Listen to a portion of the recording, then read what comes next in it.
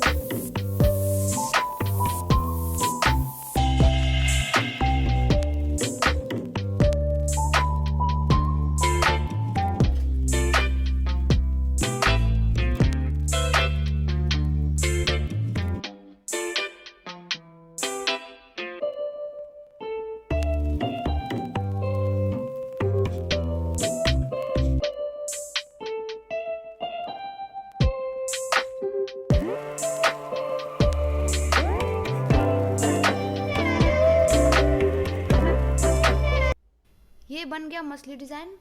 अब आप लोग भी इसे देखकर प्रैक्टिस कीजिए। धन्यवाद।